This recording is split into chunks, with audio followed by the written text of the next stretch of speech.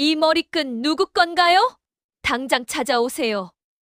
대한민국 재계를 대표하는 기업, 늘 흔들림 없던 재벌그룹 회장 유진은 그 머리끈을 보는 순간 아무 말도 하지 못한 채 그 자리에서 기절하고 말았습니다.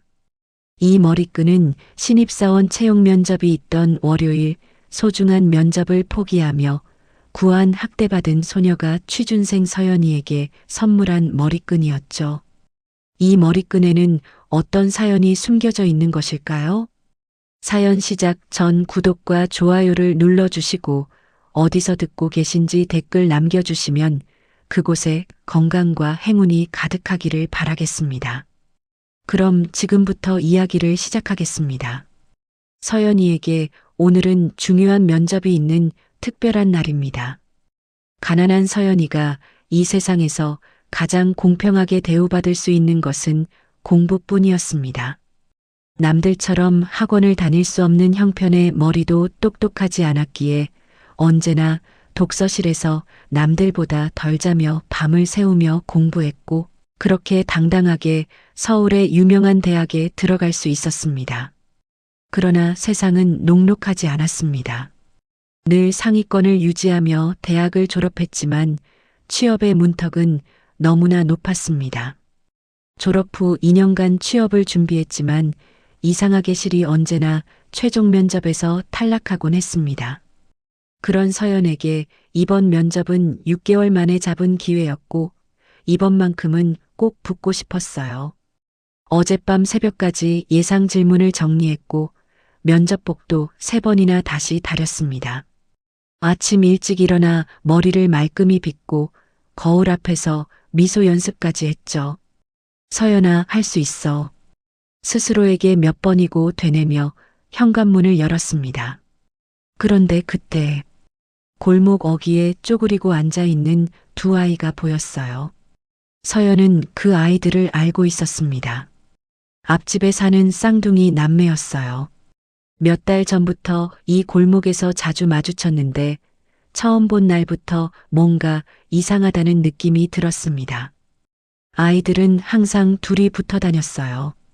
학교 가는 시간도 아닌 낮에 골목에 앉아 있거나 저녁 늦게까지 집 앞 계단에서 웅크리고 있는 날이 많았습니다. 앞집에서 고함 소리가 들릴 때면 아이들은 밖으로 나와 조용히 앉아 있었어요. 안녕하세요. 서연을 보면 아이들은 언제나 먼저 인사했습니다. 밝게 웃으면서요. 하지만 그 웃음이 어딘가 어색했어요. 눈은 웃지 않았거든요.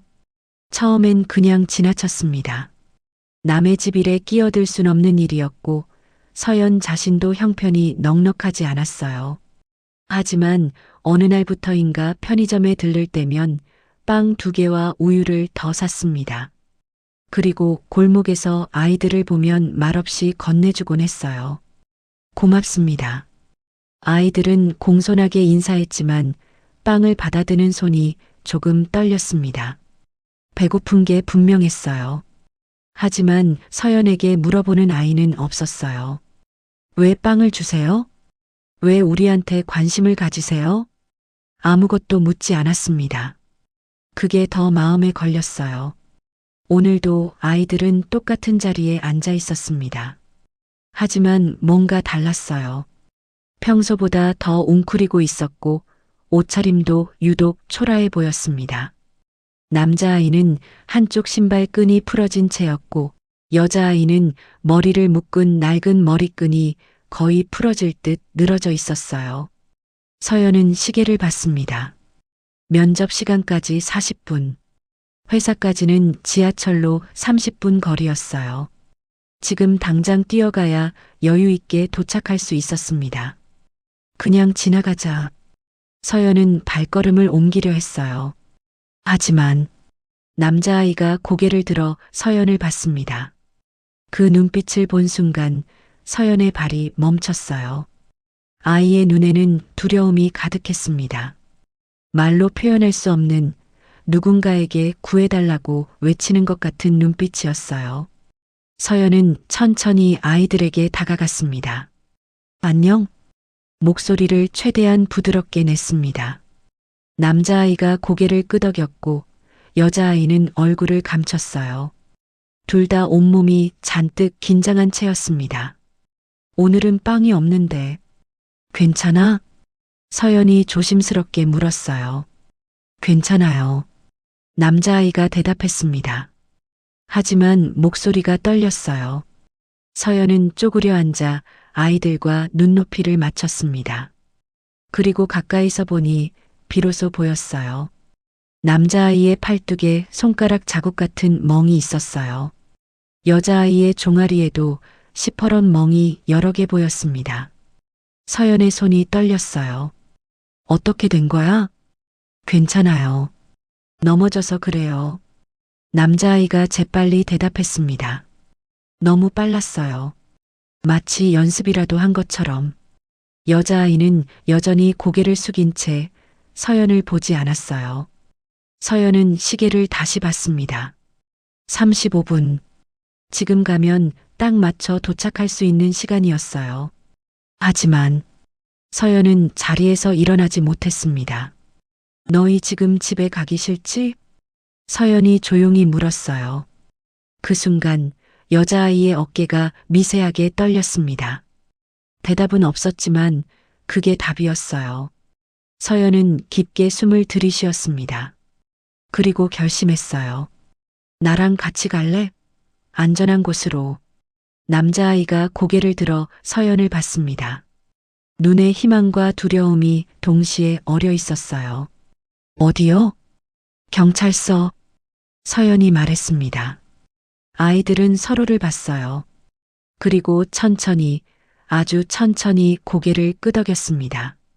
서연은 두 아이의 손을 잡고 일어섰어요. 시계는 계속 흘러가고 있었습니다. 면접 시간도 점점 가까워지고 있었어요. 마음 한켠이 무거웠어요. 하지만 서연은 반대 방향으로 걸었습니다. 아이들의 작고 차가운 손을 꼭 잡은 채로 말이죠. 경찰서까지는 걸어서 15분 거리였습니다. 서연은 두 아이의 손을 꼭 잡고 천천히 걸었어요. 아이들은 한마디도 하지 않았습니다. 다만 서연의 손을 놓지 않으려는 듯 작은 손에 힘을 주고 있었어요. 신호등 앞에서 멈췄을 때 서연은 아이들을 다시 봤습니다. 남자아이는 계속 뒤를 돌아봤어요. 누가 따라오는지 확인하듯이. 여자아이는 고개를 푹 숙인 채 서연의 손만 꽉 쥐고 있었습니다. 괜찮아. 아무도 안 따라와. 서연이 말했지만 남자아이는 여전히 불안한 표정이었어요. 경찰서 문을 열고 들어서자 민원실 직원이 고개를 들었습니다. 무슨 일이세요? 신고하러 왔어요. 아동학대 의심 사례입니다. 서연의 목소리는 떨렸지만 또렷했어요. 직원의 표정이 순간 굳어졌습니다. 그리고 아이들을 봤어요. 잠시만요. 담당 형사님 모셔올게요. 직원이 안쪽으로 들어갔고 서연은 아이들과 함께 대기석에 앉았습니다. 여자아이가 처음으로 고개를 들어 서연을 봤어요. 그 눈빛에는 묻는 게 있었습니다. 우리 정말 괜찮을까요? 여기 있으면 안전한 거예요? 말은 하지 않았지만 서연은 알 수 있었어요. 응, 여기는 안전해.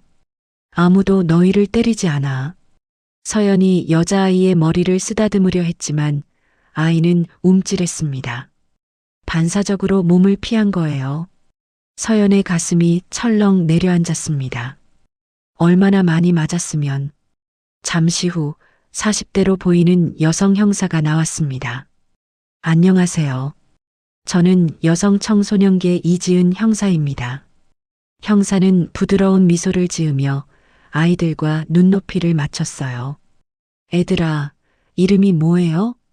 남자아이가 작은 목소리로 대답했습니다. 민준이요. 나는? 형사가 여자아이를 봤지만 여자아이는 고개만 더 숙였어요. 민서예요. 제 동생이에요. 민준이가 대신 대답했습니다. 동생을 보호하려는 듯 민서 앞으로 살짝 몸을 기울였어요. 알았어. 민준이 민서. 우리 안쪽 방으로 갈까? 거기가 더 조용하거든. 형사가 일어서자 민서가 서연의 옷자락을 꽉 잡았습니다. 까치요.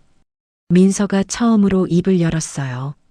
목소리는 작았지만 간절했습니다. 그럼요. 서연 씨도 같이 들어가세요.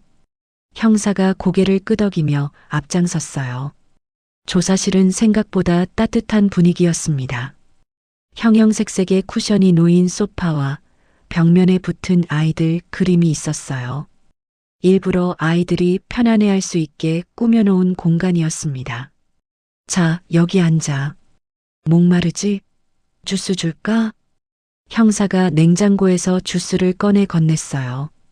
민준이와 민서는 주스를 받았지만 마시지 않았습니다. 그냥 손에 쥔 채 무릎 위에 올려놓고 있었어요.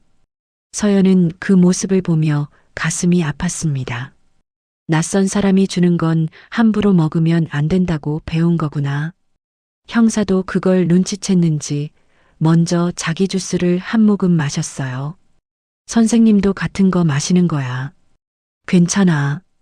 그제야 민준이가 조심스럽게 빨대를 입에 댔습니다. 민서도 오빠를 따라 주스를 마셨어요. 형사는 잠시 기다렸다가 부드럽게 물었습니다. 민준아, 팔에 있는 거 어떻게 다친 거야? 민준이의 손이 멈췄습니다. 넘어졌어요. 어디서? 집에서요. 집 어디에서? 방에서요.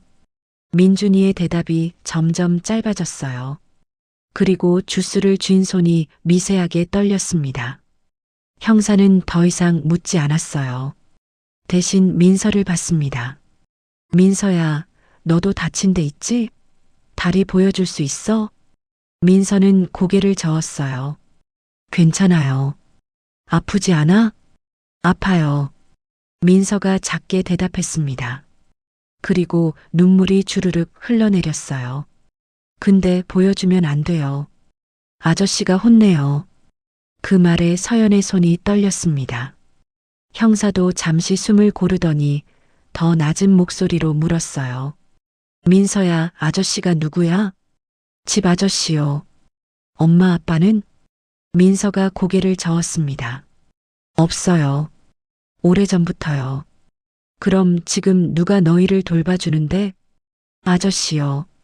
근데 아저씨는 우리가 싫대요. 맨날 일 안 한다고 때려요. 민서의 목소리는 점점 작아졌고 결국 울음으로 바뀌었어요. 민준이가 동생을 꼭 안았습니다. 괜찮아, 민서야. 이제 안 아플 거야. 오빠의 목소리도 떨리고 있었어요. 형사는 일어나서 밖으로 나갔습니다. 그리고 잠시 후 카메라를 들고 돌아왔어요.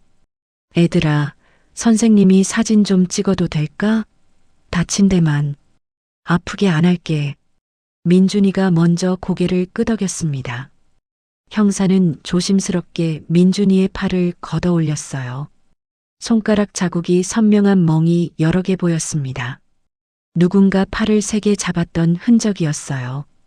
그리고 등을 확인했을 때 서연은 입을 막았습니다. 가느다란 막대기로 맞은 듯한 자국이 여러 줄 나 있었어요.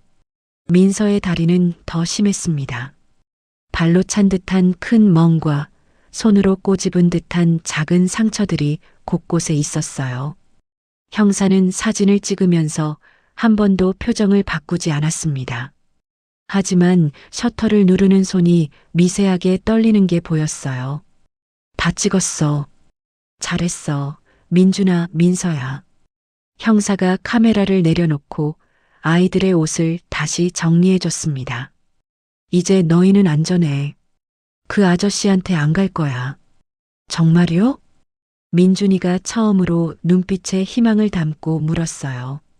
응, 정말이야. 선생님이 약속할게. 형사가 아이들과 새끼손가락을 걸었습니다. 민서가 형사를 빤히 봤어요. 그리고 작게 물었습니다. 우리 이제 어디 가요? 일단 안전한 곳으로 갈 거야. 너희를 보호해 줄 수 있는 곳으로. 거기서도 일 안 하면 때려요? 민서의 질문에 방안이 고요해졌습니다. 형사는 민서를 꼭 안아주었어요. 아니야. 거기서는 아무도 너를 때리지 않아. 밥도 주고 재워주고 다친 데도 치료해 줄 거야. 민서가 형사의 품에 안긴 채 울었습니다. 민준이도 참았던 눈물을 흘렸어요. 서연은 그 모습을 보며 자신도 모르게 눈물을 닦았습니다. 조사는 2시간 넘게 걸렸습니다. 아이들이 어떻게 그 집에 오게 됐는지, 얼마나 오래 학대를 당했는지, 학교는 다니는지, 주변에 도와줄 사람은 없는지, 형사는 하나하나 꼼꼼히 물었고 기록했어요. 그 사이 서연은 핸드폰을 꺼내 시간을 확인했습니다. 오후 2시 30분. 면접 시간은 1시간 전에 끝났어요. 서연은 핸드폰을 다시 주머니에 넣었습니다. 어쩔 수 없었어. 후회는 없었어요. 다만 가슴 한구석이 무거웠습니다. 조사가 끝나고 형사가 말했습니다. 일단 아동보호 전문기관에 연락했어요. 임시보호 조치가 내려질 거예요. 그럼 이 아이들은 오늘부터 보호시설로 갑니다. 가해자는 저희가 즉시 조사할 거고요. 서연은 고개를 끄덕였습니다. 민준이와 민서는 서로의 손을 꼭 잡고 있었어요. 누나. 민준이가 서연을 불렀습니다. 응? 고마워요. 우리 구해줘서. 민준이의 눈에 눈물이 그렁그렁했어요. 민서도 고개를 들어 서연을 봤습니다. 그리고 천천히 손목에 묶고 있던 낡은 머리끈을 풀었어요. 누나, 이거. 민서가 머리끈을 서연에게 내밀었습니다. 이거 제가 제일 소중한 거예요. 누나 줄게요. 서연은 머리끈을 받으며 눈시울이 뜨거워졌어요. 낡고 해진 머리끈이었지만 한쪽 끝에는 정성스럽게 만들어진 작은 매듭이 있었습니다. 작은 은빛나비 장식이 달린 3번 꼬아 만든 독특한 모양이었어요. 민서야, 이거 누가 만들어줬어? 서연이 물었지만 민서는 고개를 저었습니다. 몰라요. 근데 이거 있으면 마음이 좀 편해져요. 누군가 저를 사랑했던 것 같아서요. 서연은 머리끈을 조심스럽게 자신의 손목에 묶었습니다. 고마워, 민서야. 소중하게 간직할게. 민서가 처음으로 환하게 웃었어요. 아이들이 보호시설 직원과 함께 떠나는 걸 지켜보고 서연은 경찰서를 나섰습니다. 핸드폰에는 면접을 봤던 회사에서 온 문자가 있었어요. 면접 불참으로 인해 탈락 처리되었습니다. 서연은 한숨을 쉬며 핸드폰을 주머니에 넣었습니다. 그리고 손목에 묶인 머리끈을 내려다봤어요. 작고 낡았지만 정성스럽게 만들어진 매듭. 누가 이렇게 공들여 만들어줬을까? 서연은 그 매듭을 쓰다듬으며 걸음을 옮겼습니다. 경찰서를 나선 서연은 한참을 그 자리에 서 있었습니다. 손목에 묶인 머리끈이 자꾸 눈에 들어왔어요. 민서가 자기에게 가장 소중한 걸 준 거라고 했던 그 말이 계속 맴돌았습니다. 누군가 저를 사랑했던 것 같아서요. 서연은 핸드폰을 꺼내 다시 한번 문자를 확인했어요. 면접 불참으로 인해 탈락 처리되었습니다. 6개월 만에 잡은 기회였어요. 어젯밤 새벽까지 준비했던 답변들, 3번이나 다시 달인 면접복, 거울 앞에서 연습했던 미소. 모든 게 물거품이 됐습니다. 서연은 깊게 숨을 들이쉬었어요. 그래도 한 번만 더 부탁해 볼까? 서연은 지하철을 탔습니다. 이미 면접 시간은 3시간이나 지났지만 그래도 가서 사정해 보면 혹시 모를 일이었어요. 최선을 다했다는 걸 보여주면 어쩌면 다시 기회를 받을 수도 있을지 몰랐습니다. 회사 건물 앞에 도착했을 때 서연의 심장은 빠르게 뛰었어요. 로비로 들어서자 안내 데스크 직원이 고개를 들었습니다. 안녕하세요. 무슨 일로 오셨나요? 저 오늘 오후 1시 면접 예정이었던 지원자인데요. 부득이한 사정으로 참석하지 못해서 혹시 인사팀 담당자분과 통화할 수 있을까요? 직원이 잠시 컴퓨터를 확인하더니 고개를 저었어요. 죄송하지만 오늘 면접은 이미 종료됐습니다. 불참하신 분들은 자동으로 탈락 처리되고요. 알고 있습니다. 하지만 정말 급한 일이 있어서 늦었거든요. 5분만이라도 설명할 기회를 주실 수 없을까요?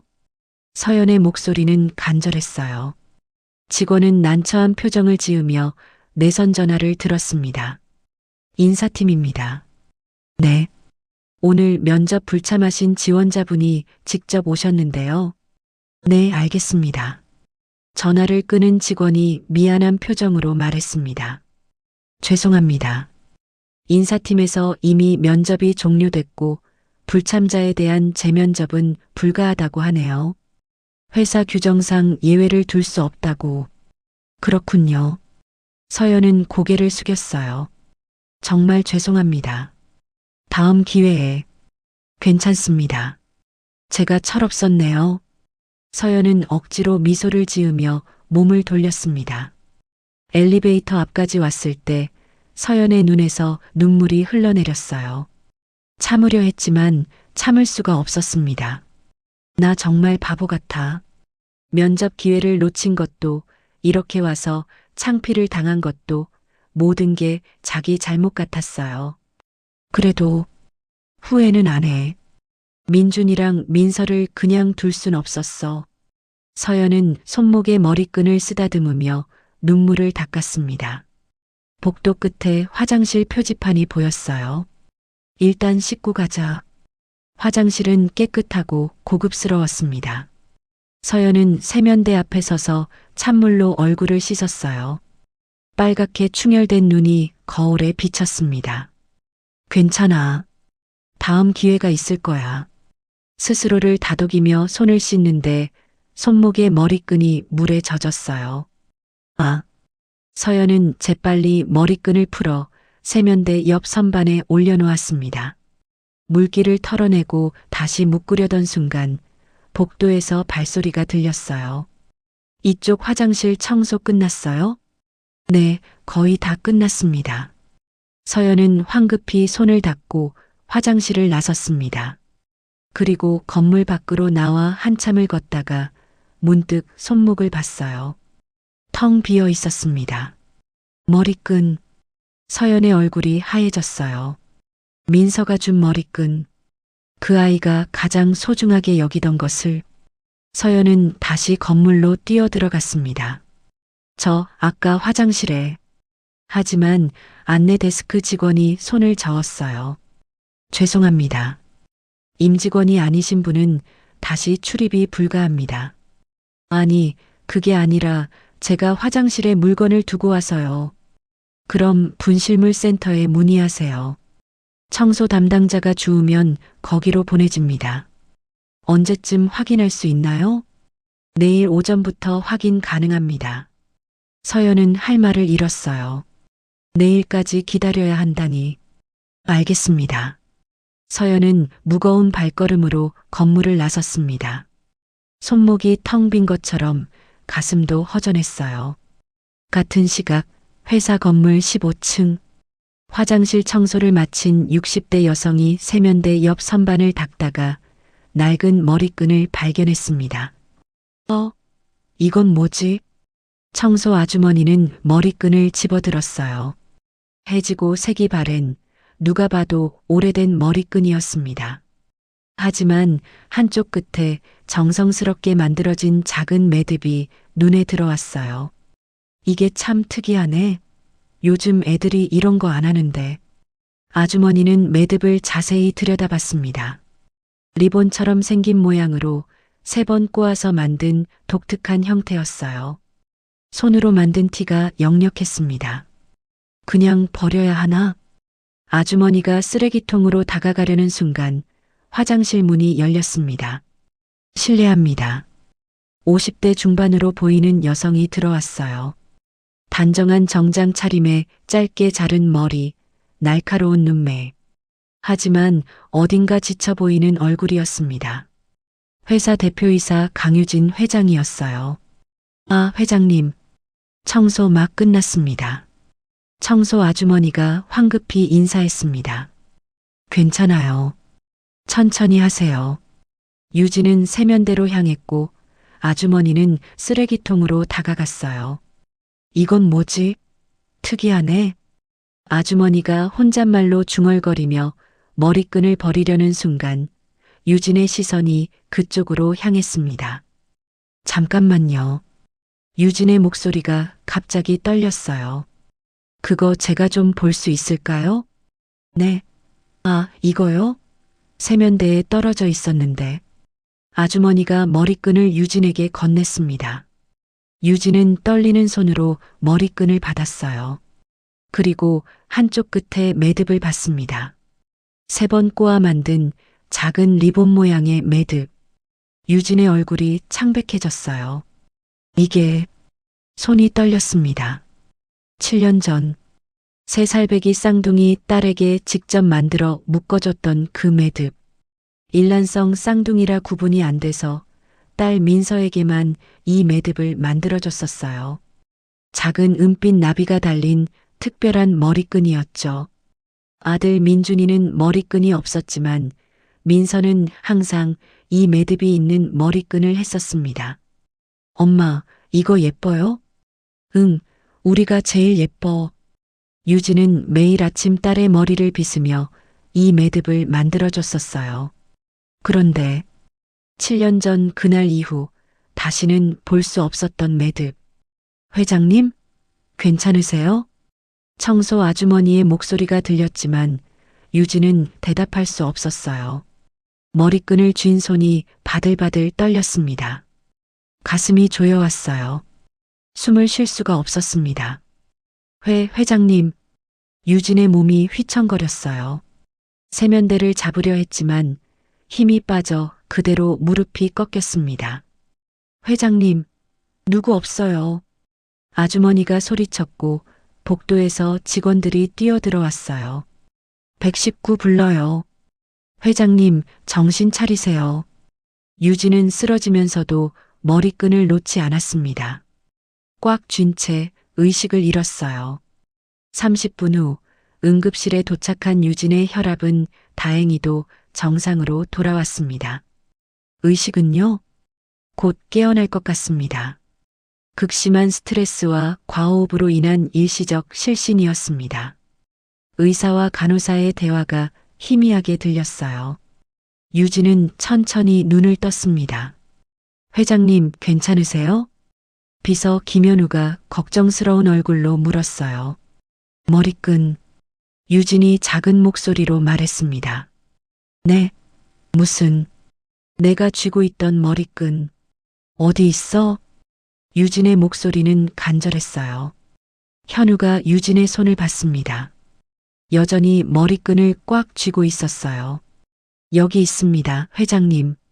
유진은 머리끈을 가슴에 올려놓고 눈을 감았습니다. 눈물이 주르륵 흘러내렸어요.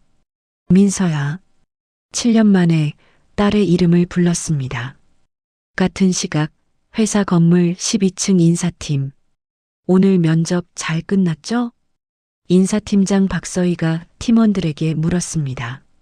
네, 팀장님. 총 8명 면접 받고 3명 정도 괜찮았습니다. 불참자는 1명 있었습니다. 연락도 없이 안 왔더라고요. 팀원이 서류를 넘기며 대답했어요. 서희는 고개를 끄덕이며 자리에서 일어났습니다. 알겠어요.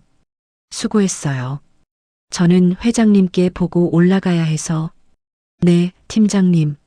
서희는 서류 파일을 들고 엘리베이터를 탔어요. 15층 버튼을 눌렀습니다. 엘리베이터 안거울에 비친 자신의 얼굴을 봤어요. 40대 초반 깔끔하게 빗어넘긴 머리, 흠잡을 데 없는 정장 차림. 5년 전만 해도 비서실에 있었던 자신이 이제는 인사팀장까지 올라왔습니다. 강유진 회장. 참 어리석은 여자야. 서희의 입가에 차가운 미소가 번졌어요. 7년 전 그 일만 아니었어도 지금쯤 자신이 회장 자리에 앉아 있을 수도 있었습니다. 아니, 최소한 부사장 정도는. 하지만 그 계획은 실패했어요. 아이들은 죽었지만 유진은 무너지지 않았습니다. 오히려 더 강해졌어요. 일에만 매달리며 회사를 키웠고 지금은 업계에서 손꼽히는 기업이 됐습니다. 엘리베이터 문이 열렸습니다. 15층, 회장실이 있는 층이었어요. 복도를 걷는데 갑자기 소란스러운 소리가 들렸습니다. 119 불러요. 회장님, 정신 차리세요. 서희의 발걸음이 멈췄어요. 무슨 일이지? 화장실 쪽에서 사람들이 우르르 몰려 있었습니다. 서희가 다가가자 비서 김현우가 황급히 뛰어나왔어요. 팀장님, 회장님이 쓰러지셨어요. 뭐라고요? 서희의 얼굴이 순간 굳었습니다. 현우가 화장실 안을 가리켰어요. 바닥에 쓰러진 유진이 보였습니다. 청소 아주머니와 몇몇 직원들이 유진을 부축하고 있었어요. 무슨 일이에요? 서희가 물었지만 목소리에는 걱정보다 당혹감이 더 컸습니다. 잘 모르겠습니다. 갑자기 쓰러지셨대요. 119 이미 불렀고요. 현우가 다급하게 대답했어요. 서희는 화장실 안으로 들어갔습니다. 유진은 눈을 감은 채 바닥에 누워 있었어요. 하지만 한쪽 손에는 뭔가를 꽉 쥐고 있었습니다. 뭘 쥐고 있는 거예요? 서희가 물었어요. 잘 모르겠습니다. 손을 펴려고 해도 안 펴지세요. 직원이 대답했습니다. 서희는 유진의 손을 자세히 봤어요. 손가락 사이로 뭔가 청 같은 게 보였습니다. 설마. 서희의 가슴이 철렁 내려앉았어요. 30분 후 응급실. 혈압 정상으로 돌아왔습니다. 의식은요? 곧 깨어날 것 같습니다. 극심한 스트레스와 과호흡으로 인한 일시적 실신이었습니다. 의사의 말에 현우가 안도의 한숨을 쉬었어요. 서희는 침대 옆에 서서 유진을 내려다봤습니다.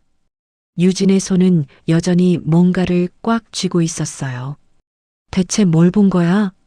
서희의 머릿속이 복잡해졌습니다. 유진이 갑자기 쓰러진 이유, 손에 쥐고 있는 것, 뭔가 심상치 않았어요. 잠시 후 유진이 천천히 눈을 떴습니다.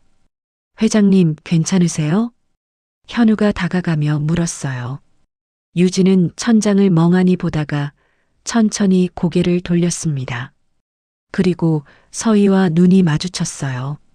순간 유진의 눈빛이 변했습니다. 예리하게 서희를 꿰뚫어 보는 눈빛이었어요. 서희는 본능적으로 한 걸음 뒤로 물러났습니다. 저 눈빛, 뭔가 알아챈 건가? 머리끈, 유진이 작은 목소리로 말했습니다. 네, 무슨, 내가 쥐고 있던 머리끈, 어디서 났는지 찾아줘. 유진의 목소리는 떨렸지만 단호했어요. 현우가 유진의 손을 봤습니다. 여기 있습니다, 회장님. 화장실 세면대에서 청소 아주머니가 발견했다고 합니다.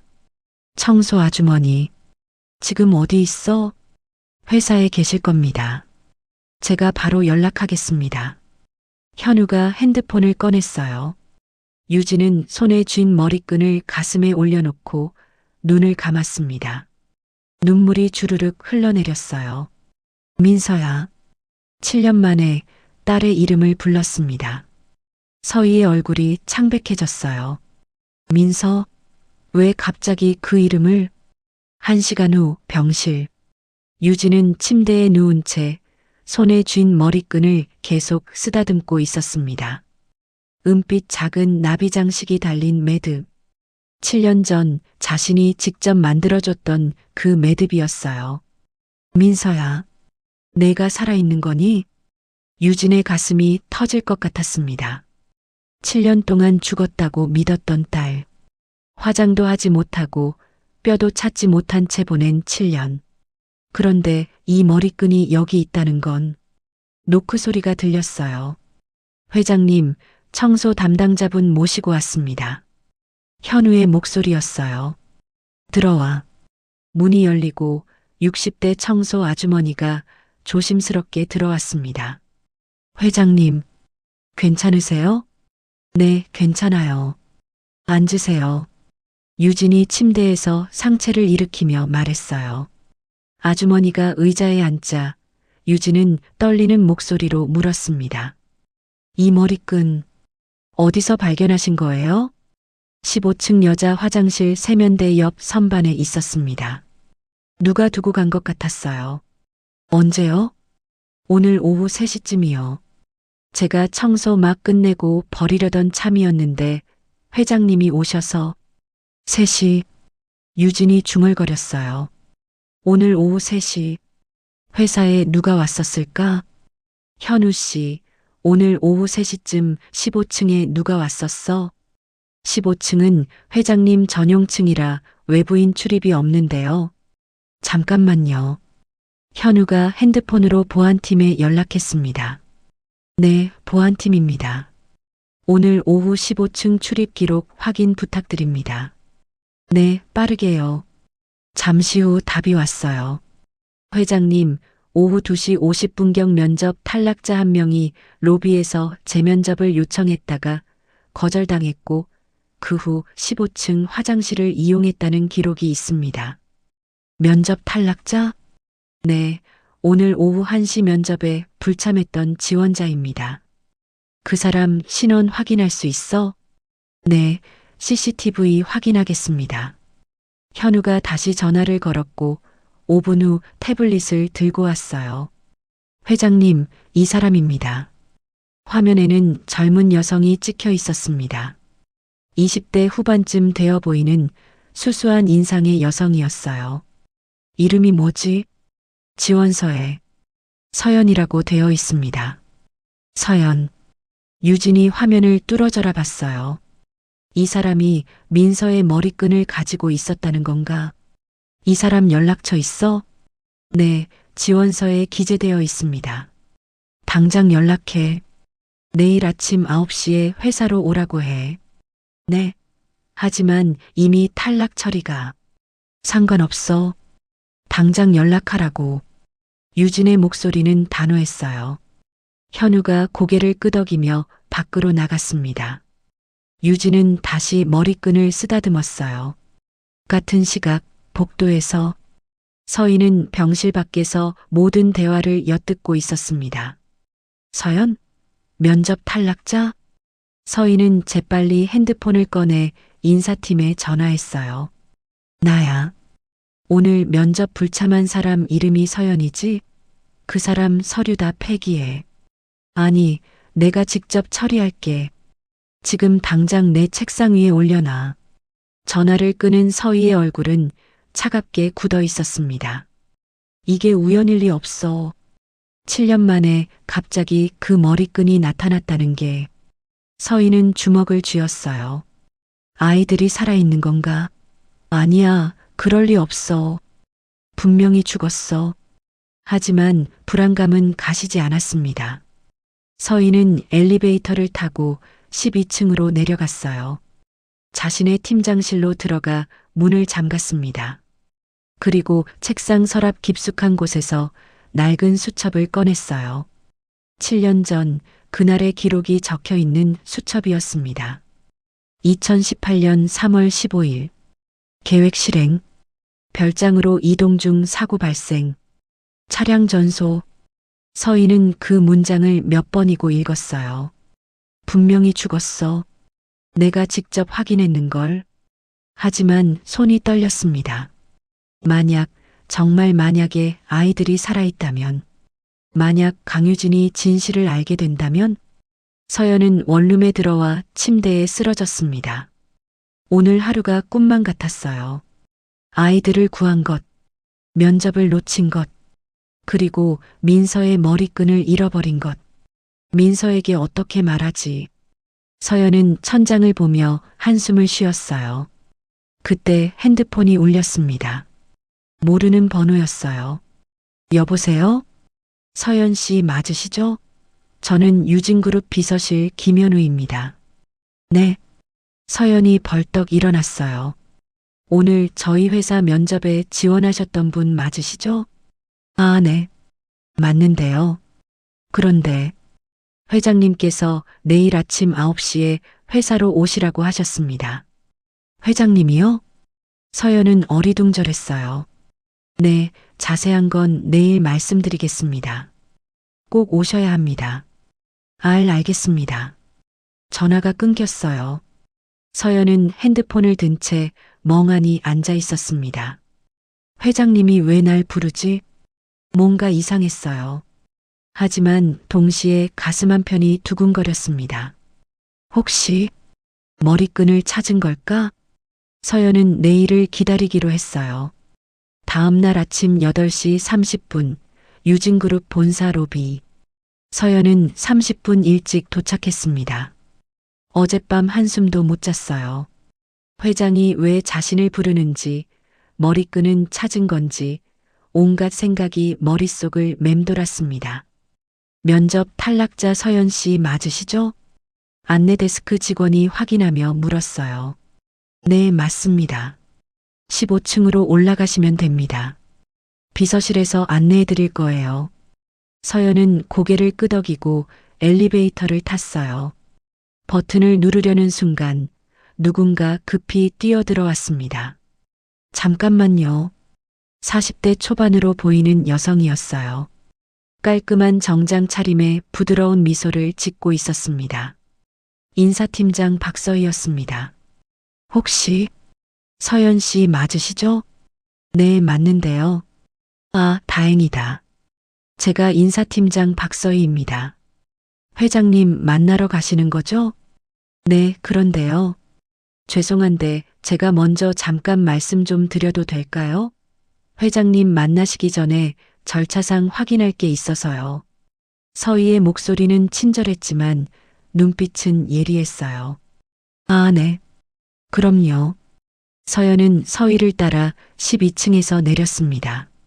12층 인사팀장실. 앉으세요. 커피 드릴까요? 서희가 부드럽게 물었어요. 아니요, 괜찮습니다. 서연은 조심스럽게 의자에 앉았습니다. 서희는 책상 맞은편에 앉으며 미소를 지었어요. 서연 씨, 혹시 회장님이 왜 부르셨는지 아세요? 잘 모르겠어요. 그냥 오라고만 하셔서. 어제 15층 화장실에서 물건을 잃어버리셨다고 들었는데요. 머리끈이었죠? 네, 맞아요. 그걸 찾으신 건가요? 서희는 잠시 서연을 뚫어져라 봤습니다. 그 머리끈, 어떻게 갖게 되신 거죠? 서연은 어제 있었던 일을 설명했어요. 골목에서 만난 쌍둥이 남매 경찰서 신고, 여자아이가 준 머리끈까지. 서희는 서연의 말을 들으며 고개를 끄덕였지만 손은 책상 아래에서 주먹을 쥐고 있었습니다. 쌍둥이 남매. 이름이 뭐라고 했죠? 민준이랑 민서요. 나이는요? 7살쯤 되어 보였어요. 서희의 얼굴이 잠깐 굳었지만 이내 미소를 되찾았어요. 아, 그렇군요. 사실은요, 서연 씨. 서희가 앞으로 몸을 기울이며 진지한 표정을 지었습니다. 회장님이 7년 전에 쌍둥이 자녀를 잃으셨어요. 사고로요. 네. 그래서 지금 굉장히 예민한 상태세요. 쌍둥이라는 말만 들어도 흔들리시거든요. 서희의 목소리는 걱정으로 가득했어요. 혹시 서연 씨가 말씀하신 그 아이들, 어느 보호시설로 갔는지 아세요? 경찰서에서 연락했을 텐데, 정확히는 모르겠어요. 알겠습니다. 제가 확인해 볼게요. 혹시 회장님의 자녀일 수도 있으니까요. 서희가 환하게 웃었습니다. 정말요? 네. 하지만 서연 씨, 회장님께는 아직 말씀드리지 마세요. 만약 아니었을 경우 회장님이 너무 실망하실 테니까요. 아, 그렇겠네요. 제가 먼저 확인하고 확실하면 그때 회장님께 말씀드릴게요. 어차피 회장님은 오늘 중요한 회의가 있으셔서 바쁘시거든요. 서희는 일어서며 서연의 어깨를 다독였어요. 수고하셨어요, 서연 씨. 아이들을 구해주셔서 정말 감사합니다. 제가 여기서 처리할게요. 하지만 회장님이 저를 괜찮아요. 제가 회장님께 잘 말씀드릴게요. 오늘은 그냥 돌아가셔도 돼요. 서희가 부드럽게 서연을 문 쪽으로 안내했습니다. 서연은 뭔가 이상했지만 거절할 수 없었어요. 알겠습니다. 연락처 남겨주시면 제가 확인 후 연락드릴게요. 서연은 명함을 건네고 인사팀장실을 나섰습니다. 문이 닫히자마자 서희의 얼굴에서 미소가 사라졌습니다. 민준, 민서. 그 이름을 쓰고 있다고? 서희는 재빨리 핸드폰을 꺼내 사설 탐정에게 전화를 걸었어요. 나야. 긴급건이야. 어제 강동경찰서에 아동학대 신고 들어간 쌍둥이 남매, 지금 어느 보호시설에 있는지 당장 알아봐. 10분 안에. 전화를 끊고 서희는 창밖을 봤습니다. 7년 전 그 아이들이 살아있을 리 없어. 하지만 확인은 해야 해. 8시 55분 15층 회장실. 회장님, 서연 씨가 아직 안 왔습니다. 비서 김현우가 걱정스러운 얼굴로 말했어요. 유진은 손에 머리끈을 쥔 채 창밖을 보고 있었습니다. 이상하네. 분명 9시에 오라고 했는데. 제가 로비에 확인해 볼까요? 그래, 부탁해. 현우가 전화를 걸었지만 로비에서는 이미 올라갔다고 했어요. 이상합니다. 분명 8시 30분에 엘리베이터를 탔다는데 그때 유진의 핸드폰이 울렸습니다. 박서희였어요. 여보세요, 회장님. 죄송한데 제가 서연 씨를 먼저 만났습니다. 뭐? 왜? 회장님, 제가 확인해 본 결과 그 아이들이 회장님 자녀일 가능성이 있을 것 같습니다. 유진의 심장이 뛰기 시작했어요. 정말? 네, 제가 지금 보호시설 위치 확인했습니다. 제가 먼저 가서 확인하고 올게요. 회장님은 9시 회의 있으시잖아요. 회의는 취소할 거야. 나도 갈 거야. 회장님, 진정하세요. 만약 아니었을 경우. 서희의 목소리는 걱정으로 가득했어요. 제가 먼저 확인하고 연락드릴게요. 제발 실망하지 마시고 기다려주세요. 유진은 잠시 망설였습니다. 서희의 말이 맞았어요. 만약 아니었을 경우 또다시 절망에 빠질 게 뻔했습니다.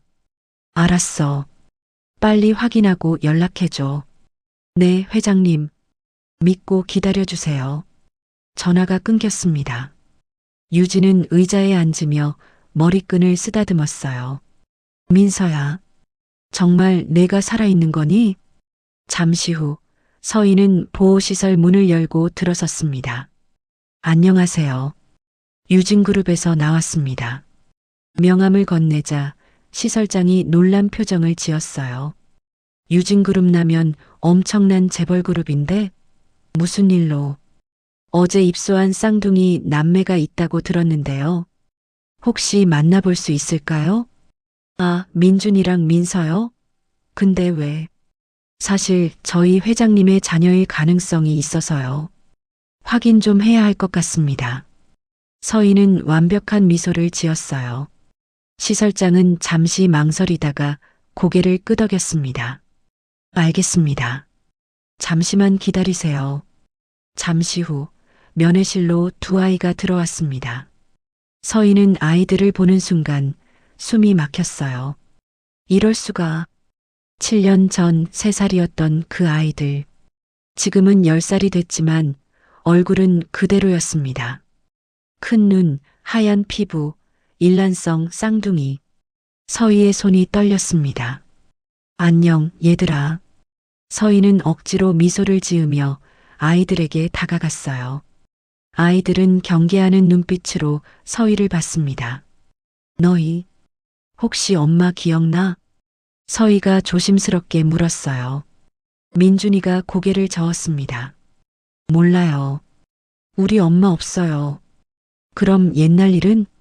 아주 어렸을 때 일은? 민서가 고개를 숙인 채 대답했어요.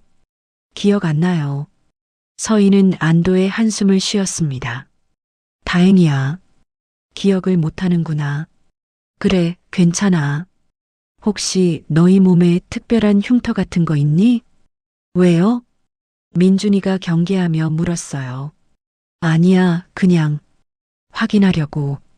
서희가 민서에게 다가가 목 뒤를 보려는 순간 민서가 움찔하며 뒤로 물러났습니다. 싫어요. 괜찮아, 괜찮아. 아프게 안 할게. 서희가 부드럽게 말했지만 민서는 계속 뒤로 물러났어요. 시설 직원이 들어왔습니다. 죄송한데요. 아이들이 불안해하는 것 같은데. 아, 네. 알겠습니다. 서희는 일어서며 아이들을 다시 봤어요. 민서의 목 뒤 머리카락 사이로 뭔가 붉은 것이 살짝 보였습니다. 붉은 반점. 서희의 얼굴이 창백해졌어요. 7년 전 쌍둥이 남매 모두 목 뒤에 붉은 태열 반점이 있었습니다. 태어날 때부터 있었던 선천적인 표시였어요. 정말 그 아이들이야. 서희는 급히 면회실을 나왔습니다. 죽은 줄 알았던 아이들이 살아있었다니 믿을 수 없었어요. 하지만 다행히도 아이들은 그 당시의 기억을 전혀 하지 못하는 듯 보였죠. 걱정할 것이 없었습니다. 사고 당시 자신도 피해자였다고 회장이 굳게 믿고 있었기 때문이죠. 그때 유진에게서 전화가 왔습니다. 여보세요, 회장님. 서희 씨, 어떻게 됐어? 유진의 목소리는 떨리고 있었어요. 서희는 잠시 망설이다가 대답했습니다. 회장님, 아이들 찾았습니다. 정말? 네. 회장님 자녀가 맞는 것 같습니다. 목 뒤에 붉은 반점도 있고 유진은 전화기 너머로 흐느끼는 소리를 냈어요. 어디야? 지금 당장 갈게. 회장님 진정하세요. 제가 지금 아이들과 함께 있습니다. 안전하게 보호하고 있어요. 고마워. 정말 고마워, 서희 씨. 유진의 목소리는 감격으로 가득했어요. 아니에요, 회장님. 저도 7년 전 그 일로 죄책감이 많았어요. 제가 비서였을 때 아이들을 더 잘 챙겼어야 했는데. 서희의 목소리도 떨렸습니다. 완벽한 연기였어요. 괜찮아. 내 잘못이 아니야. 회장님, 제가 아이들 데리고 회사로 갈게요. 거기서 만나요. 응, 부탁해.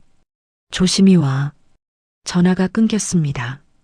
서희는 백미러를 보며 자신의 얼굴을 확인했어요. 눈물 한 방울 없이 차가운 표정이었습니다. 이제부터가 진짜 시작이야. 끝날 때까지 끝난 게 아니니까 정신 차리자. 유진은 창가에 서서 밖을 내려다보고 있었습니다. 손에 쥔 머리끈은 이제 땀에 젖어 축축했어요. 한시도 놓지 않고 쥐고 있었거든요. 7년 동안 죽었다고 믿었던 아이들. 남편과 아이들을 한꺼번에 잃었던 그날. 매일 밤 악몽을 꾸며 깨어났던 그 시간들. 엄마, 왜 우리 혼자 보냈어요? 여보, 왜 나를 못 믿었어요? 꿈속에서 남편과 아이들은 늘 그렇게 물었습니다. 불에 타는 차 안에서 유진을 부르며 유진은 그때마다 눈물을 흘리며 깨어났어요. 옆자리는 항상 비어 있었습니다. 남편이 누워 있어야 할 그 자리가 당신만이라도 살았으면, 아이들만이라도 살았으면, 그렇게 스스로를 자책하며 살았어요. 7년 동안 혼자였습니다. 회사 일에만 매달렸어요. 그것만이 살아갈 이유였으니까요. 노크 소리가 들렸어요. 회장님, 박 팀장님 도착하셨습니다. 현우의 목소리였습니다. 유진의 심장이 빠르게 뛰기 시작했어요. 들어와. 문이 열렸습니다. 서희가 먼저 들어왔습니다. 그 뒤로 두 아이가 조심스럽게 고개를 내밀었어요. 유진은 그 순간 세상이 멈춘 것 같았습니다. 시간이 느리게 흘렀어요. 아이들. 7년 전 3살이었던 그 아이들이 지금은 10살이 되어 서 있었습니다. 키는 컸지만 얼굴은 그대로였어요. 큰 눈, 하얀 피부, 일란성 쌍둥이. 유진의 입술이 떨렸습니다. 우리 아기들. 작은 목소리였지만 아이들에게 들렸어요. 남자아이가 고개를 들어 유진을 봤습니다. 경계하는 눈빛이었어요. 여자아이는 오빠 뒤에 숨어서 얼굴조차 보이지 않았습니다. 유진은 한 걸음 다가가려 했지만 다리에 힘이 풀려 무릎이 꺾였어요. 회장님, 현우가 급히 달려왔지만 유진은 손을 저었습니다. 괜찮아. 괜찮아. 유진은 무릎을 꿇은 채 아이들을 봤어요. 눈물이 주르륵 흘러내렸습니다. 엄마야. 엄마 기억나니? 남자아이가 고개를 저었습니다. 아니요. 엄마 몰라요. 그 말에 유진의 가슴이 무너졌지만 미소를 지으려 애썼어요. 그래. 그렇겠지. 너희가 너무 어렸으니까. 유진은 떨리는 손으로 남자아이에게 손을 내밀었습니다. 이름이 뭐니? 민준이요. 민준이. 유진의 눈에서 눈물이 쏟아졌어요. 7년 전 자신이 지어준 이름이었습니다. 그럼 동생은? 민서요. 민준이가 동생을 가리켰어요. 유진은 더 이상 참을 수 없었습니다. 민준아, 민서야. 일어서서 두 아이를 꽉 안았어요. 아이들은 굳은 채 가만히 있었습니다. 안기는 것에 익숙하지 않은 듯 했어요. 엄마가 미안해. 너희를 지키지 못해서, 너희 아빠도 지키지 못해서. 유진은 아이들을 안은 채 흐느꼈습니다. 30분 후, 유진은 아이들과 소파에 앉아 있었습니다. 서희가 준비해온 주스와 과자가 테이블 위에 놓여 있었지만 아이들은 손대지 않았어요. 민준아, 목 마르지 않니? 유진이 주스를 권했지만 민준이는 고개를 저었습니다. 배고프면 말해. 엄마가 뭐든 사줄게. 엄마요? 민준이가 유진을 봤어요. 응, 엄마야. 우리 엄마 없는데요. 민준이의 말에 유진의 가슴이 찢어지는 것 같았습니다. 있어. 엄마가 여기 있어. 지금까지 못 찾아서 미안해. 민서가 오빠 뒤에서 슬쩍 고개를 내밀었어요. 유진은 민서를 보며 미소를 지으려 했지만 눈물만 흘렀습니다. 민서야, 엄마 좀 봐줄래? 민서는 다시 고개를 숙였어요. 서희가 옆에서 지켜보며 입을 열었습니다. 회장님, 아이들이 아직 혼란스러워하는 것 같아요. 시간을 좀 주시는 게. 알아. 유진이 눈물을 닦으며 고개를 끄덕였어요. 그나저나 회장님, 서희가 조심스럽게 말했습니다. 아이들 목 뒤에 붉은 반점 확인하셨어요? 아직? 확인해 보세요. 확실히 하셔야죠. 유진은 떨리는 손으로 민준이에게 다가갔습니다. 민준아, 엄마가 목 뒤 좀 봐도 될까? 민준이가 경계하는 눈빛으로 유진을 봤지만 천천히 고개를 끄덕였어요. 유진은 조심스럽게 민준이의 머리카락을 걷어 올렸습니다. 목 뒤, 붉은 태열 반점이 있었어요. 태어날 때부터 있었던 지울 수 없는 표시. 유진의 손가락이 그 반점을 쓰다듬었습니다. 맞아. 내 아들이야. 목소리가 떨렸어요. 유진은 민서에게도 다가갔습니다. 민서는 움찔했지만 오빠가 괜찮다고 고개를 끄덕이자 가만히 있었어요. 머리카락을 걷어 올리자 똑같은 붉은 반점이 보였습니다. 민서야, 우리 딸. 유진은 민서를 꽉 안았습니다. 민서는 굳은 채 가만히 있었어요. 내 아빠도 너희를 정말 사랑했어. 마지막 순간까지. 유진의 목소리는 떨렸지만 아이들에게 들려주고 싶었어요. 아빠요? 민준이가 물었습니다. 응, 너희 아빠는 7년 전 그날 너희와 함께 있었어. 너희를 지키려고 했는데 유진은 말을 잇지 못하고 울었습니다. 서희는 그 모습을 보며 미소를 지었습니다. 하지만 그 미소는 눈까지 닿지 않았어요. 민재호, 당신은 끝까지 유진만 사랑했지. 서희는 속으로 비웃었습니다. 전 그날이 떠올랐어요. 둘은 별장 가는 길이었어요. 아이들과 함께. 응, 아이들 좀 쉬게 해줘야지. 민재호가 운전대를 잡으며 대답했어요. 뒷좌석에는 3살 민준이와 민서가 앉아 있었습니다. 아빠 언제 도착해요? 조금만 기다려. 곧 도착해. 민재호가 백미러로 아이들을 보며 웃었어요. 서희는 그 모습을 보며 가슴이 타들어갔습니다. 왜 저 아이들만 보는 거야? 서희는 민재호를 사랑했어요. 3년 전부터 비밀 관계를 이어왔습니다. 민재호는 서희에게 말했었어요. 유진이랑은 사랑 없는 결혼이야. 회사 때문에 한 거지. 언젠가 이혼할 거야.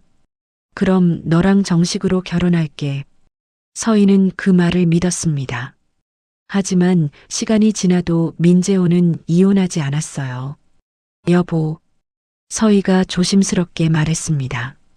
언제쯤 유진이랑 이혼할 거야? 민재호의 표정이 굳었어요. 지금은 안 돼. 왜? 당신 나 사랑한다고 했잖아. 사랑하지. 하지만 지금은 시기가 안 좋아. 유진이 회사를 막 물려받았고. 그럼 언제? 서희의 목소리가 높아졌습니다. 나 3년이나 기다렸어. 언제까지 기다려야 해? 진정해. 아이들 있잖아. 민재호가 뒤를 돌아봤어요. 아이들은 창밖을 보고 있었습니다. 아이들만 보네. 서희가 중얼거렸어요. 뭐? 너 유진이랑 이혼 안 할 거지? 아이들 때문에. 민재호는 대답하지 않았습니다. 그게 답이었어요. 서희의 머릿속이 하얘졌습니다. 3년을 기다렸는데 분노가 치밀어 올랐어요. 그럼 나는 뭐야? 그냥 노란한 거야? 서희야, 나 배신당한 거잖아. 서희가 소리쳤습니다. 조용히 해. 아이들 무서워해. 민재호가 서희를 꾸짖었어요. 그 순간 서희는 폭발했습니다. 그래, 아이들, 전부 아이들 때문이야. 서희가 갑자기 운전대를 잡았어요. 뭐 하는 거야? 같이 죽자. 미쳤어. 민재호가 서희의 손을 뿌리치려 했지만 차는 이미 중앙선을 넘었습니다. 아빠. 뒤에서 아이들의 비명이 들렸어요. 쿵. 반대편에서 오던 트럭과 충돌했습니다. 차는 산비탈 아래로 굴러떨어졌어요. 서희가 눈을 떴을 때 머리가 깨질 것처럼 아팠어요. 주변을 봤습니다. 민재호는 운전석에서 피를 흘리며 쓰러져 있었어요. 여보. 서희가 민재호를 흔들었지만 반응이 없었습니다. 뒤를 돌아봤어요. 아이들은 보이지 않았습니다. 차 뒤쪽이 찌그러지면서 아이들이 밖으로 튕겨나간 것 같았어요. 서희는 차에서 기어 나왔습니다. 주변은 깊은 산속이었어요. 살았어. 나 혼자 살았어. 그때 깨달았습니다. 이대로 두면 모든 게 내 잘못이 돼. 서희는 다시 차로 돌아갔어요. 민재호를 확인했습니다. 숨이 끊어져 있었어요. 미안해. 서희는 울면서 차에서 나왔습니다. 그리고 차 시동을 다시 걸었어요. 기어를 중립에 놓고 차를 더 깊은 비탈로 밀었습니다. 차는 굴러 떨어지며 바위에 부딪혔어요. 불꽃이 튀었고 곧 화염이 번졌습니다. 서희는 그 모습을 보며 주저앉았습니다. 미안해. 하지만 어쩔 수 없었어. 현재 회장실. 서희는 회상에서 깨어났습니다. 유진이 아이들을 안고 우는 모습이 보였어요. 너는 몰라. 그날 무슨 일이 있었는지. 서희는 속으로 냉소했습니다. 내 남편은 끝까지 너만 사랑했어. 나는 그냥 노란한 거였지. 회장님, 서희가 부드러운 목소리로 말했습니다. 저도 7년 전 그날이 계속 떠올라요. 유진이 서희를 봤어요. 서희 씨도 힘들었겠지. 비서로서 아무것도 못했다고 자책했을 텐데. 네. 저도 정말 죄책감이 컸어요. 서희의 눈에서 눈물이 흘러내렸습니다. 완벽한 연기였어요. 사장님도 아이들도 제가 더 조심했어야 했는데. 아니야. 내 잘못이 아니야. 사고였잖아. 유진이 서희의 손을 잡았어요. 그래도 이렇게 아이들을 다시 찾아서 정말 다행이에요. 사장님도 하늘에서 기뻐하실 거예요. 서희가 환하게 웃었습니다. 유진도 눈물을 닦으며 고개를 끄덕였어요. 그래. 재호도 기뻐할 거야. 민서는 서희를 보다가 오빠 뒤로 더 숨었습니다. 왠지 모르게 서희가 무서웠어요. 오후 2시 유진의 집. 유진은 아이들을 집으로 데려왔습니다. 넓은 거실, 큰 창문, 아이들 방도 그대로 보존되어 있었어요. 현관을 들어서자 벽에 걸린 가족 사진이 보였습니다. 젊은 유진과 민재호, 그리고 3살 쌍둥이. 민준이가 사진을 봤어요. 이 사람이 아빠예요? 응, 내 아빠야. 유진이 사진을 쓰다듬으며 말했습니다. 정말 멋진 사람이었어. 너희를 정말 사랑했고. 민서도 사진을 봤습니다. 기억 안 나요. 괜찮아. 엄마가 아빠 이야기 많이 해줄게. 유진은 아이들을 방으로 안내했어요. 여기가 우리 방이었어요? 민준이가 주위를 둘러보며 물었습니다. 응. 너희가 3살 때까지 여기서 살았어. 7년 전 그대로 보존된 방이었습니다. 장난감, 그림책, 작은 침대. 엄마가 너희 돌아올 거라고 믿었어. 그래서 하나도 안 치웠어. 유진의 목소리가 떨렸어요. 민서가 방 안으로 천천히 들어갔습니다. 선반 위에 놓인 인형을 봤어요. 이거. 민서가 인형을 들어 올렸습니다. 내가 좋아하던 토끼 인형이야. 기억나니? 민서는 고개를 저었지만 인형을 꽉 안았어요. 왠지 모르게 익숙한 느낌이었습니다. 민준이는 자기 가방에서 낡은 곰 인형을 꺼냈어요. 이 인형은요? 유진이 그 인형을 보자 눈이 커졌습니다. 그거 내가 태어났을 때 아빠가 준 인형이야. 정말요? 응, 내가 어디 가든 꼭 들고 다녔어. 유진이 인형을 보며 눈물을 흘렸어요. 7년 동안 이걸 가지고 있었구나. 민준이가 인형을 꽉 안았습니다. 이거 없으면 무서웠어요. 그래, 많이 무서웠겠다. 유진이 민준이를 안아주었습니다. 저녁 7시. 유진은 아이들과 함께 저녁을 먹고 있었습니다. 맛있니? 네. 민준이가 작게 대답했어요. 민서는 말없이 밥을 먹었습니다. 유진은 그 모습을 보며 가슴이 아팠어요. 7년 동안 이 아이들이 얼마나 힘들었을까. 얘들아, 엄마한테 물어볼 게 있어. 유진이 조심스럽게 말했습니다.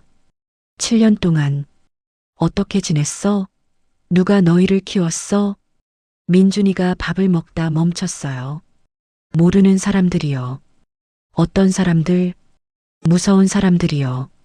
민준이의 목소리가 떨렸습니다. 매일 일 시키고 안 하면 때렸어요. 유진의 손이 떨렸어요. 민서는 고개를 숙인 채 대답하지 않았습니다. 괜찮아. 말하기 싫으면 안 해도 돼. 유진이 민서의 손을 잡았어요. 이제 그런 일 없을 거야. 엄마가 지켜줄 테니까. 민서가 천천히 고개를 들었습니다. 정말요? 정말이야. 유진이 민서를 꽉 안았습니다. 민서는 처음으로 유진의 품에 안겨 울었어요. 엄마. 작은 목소리였지만 유진에게는 세상에서 가장 큰 소리로 들렸습니다. 민준이도 엄마 품으로 왔어요. 유진은 두 아이를 꽉 안고 울었습니다. 미안해. 정말 미안해. 엄마가 너희를 지키지 못해서, 아빠도 지키지 못해서. 밤 10시. 아이들은 잠들었습니다. 유진은 아이들 방에서 나와 거실로 갔어요. 벽에 걸린 남편 사진을 봤습니다. 여보. 유진이 사진에 손을 댔어요. 우리 아이들 찾았어. 살아있었어. 눈물이 흘러내렸습니다. 당신도 기뻐하겠지? 아이들이 살아있다는 거. 유진은 사진을 가슴에 안았어요. 미안해. 당신 혼자 보낸 거. 당신이 아이들을 지키려 했을 텐데 나는 아무것도 몰랐어. 유진은 한참을 울었습니다. 7년 동안 참았던 눈물을 쏟아냈어요. 지난 3일 동안 아이들은 조금씩 적응하고 있었어요. 처음처럼 경계하지는 않았지만 여전히 말수가 적었습니다. 엄마, 우유 더 주세요. 민준이가 처음으로 먼저 말을 걸었어요. 유진의 얼굴이 환해졌습니다. 그래, 우리 민준이. 얼마든지. 유진이 부엌으로 가는 동안 민서는 소파에 앉아 곰 인형을 만지작거리고 있었어요. 민준이가 보호시설에서 가져온 그 낡은 인형이었습니다. 민서야, 그 인형 내 거야? 현우가 옆에 앉으며 물었어요. 요즘 현우는 자주 유진의 집에 들렀습니다. 아이들이 적응하는 것을 도와주기 위해서였어요. 아니요. 오빠 거예요. 민서가 작게 대답했습니다. 그래. 근데 내가 가지고 노네. 오빠가 빌려줬어요. 민서가 인형을 꽉 안았어요. 현우는 인형을 자세히 봤습니다. 낡고 해진 곰 인형이었어요. 팔 한쪽이 거의 떨어질 듯 했고 배 부분은 실밥이 터져 있었습니다. 이거 좀 낡았는데 새 인형 사줄까? 싫어요. 민서가 인형을 더 꽉 안았습니다. 이거 소중한 거예요. 알았어, 알았어. 그럼 고쳐줄까? 배 터진 거랑 팔 떨어지는 거. 민서가 잠시 망설이다가 고개를 끄덕였어요. 고쳐주세요. 그래. 아저씨가 잘 고쳐줄게. 현우가 인형을 받아들었습니다. 오후 3시 회사 근처 인형 수선집. 현우는 인형 수선집에 인형을 맡겼습니다. 이거 좀 고쳐주세요. 팔이랑 배 부분이요. 60대 할머니가 인형을 받아들며 살펴봤어요. 어머, 이거 오래됐네요. 한 78년은 된 것 같은데. 그 정도 됐나 봐요. 애가 소중하게 여기는 거라서요. 알겠어요. 그런데 할머니가 인형배를 만지다가 멈췄습니다. 이거 안에 뭐가 있는데요? 네. 여기 딱딱한 게 만져져요. 손만 있는 게 아니라. 할머니가 터진 부분을 벌려 안을 들여다봤어요. 어머, 무슨 일이세요? 현우가 다가갔습니다. 할머니가 인형 안에서 작은 기계를 꺼냈어요. 손가락 마디만 한 크기의 녹음기였습니다. 이게 왜 여기 있지? 현우가 녹음기를 받아들었습니다. 오래된 소형 녹음기였어요. 먼지가 잔뜩 쌓여 있었고 버튼은 녹슬어 있었습니다. 이거 작동할까? 현우가 버튼을 눌러봤지만 반응이 없었어요. 배터리가 다 됐나 보네요. 할머니가 말했습니다. 근처에 전자제품 수리점 있어요. 거기 가면 확인해 볼 수 있을 거예요. 감사합니다. 인형은 제가 다시 찾으러 올게요. 현우는 녹음기를 들고 수리점으로 향했습니다. 이거 작동시킬 수 있나요? 현우가 녹음기를 건넸습니다. 수리기사가 녹음기를 살펴봤어요. 오래됐네요. 한 7년은 된 것 같은데. 배터리 교체하면 될 것 같습니다. 부탁드립니다. 10분 후 기사가 녹음기를 돌려줬어요. 배터리 갈았습니다. 재생 버튼 여기 있고요. 감사합니다. 현우는 수리점을 나와 차에 탔습니다. 뭐가 녹음되어 있을까? 재생 버튼을 눌렀어요. 처음에는 잡음만 들렸습니다. 그러다가 목소리가 들렸어요. 아이들아, 졸리지? 조금만 참아. 곧 도착해. 남자 목소리였습니다. 현우는 귀를 기울였어요. 아빠, 배고파요. 조금만 기다려. 별장 가면 맛있는 거 먹자. 현우의 눈이 커졌습니다. 이건 7년 전 그날 녹음은 계속됐어요. 여보, 정말 갈 거야? 여자 목소리가 들렸습니다. 응. 아이들 좀 쉬게 해줘야지. 여보. 왜? 언제쯤? 유진이랑 이혼할 거야? 현우는 숨을 멈췄습니다. 지금은 안 돼. 왜? 당신 나 사랑한다고 했잖아. 사랑하지. 하지만 지금은 시기가 안 좋아. 그럼 언제? 나 3년이나 기다렸어. 목소리가 점점 높아졌어요. 진정해. 아이들 있잖아. 아이들만 보내.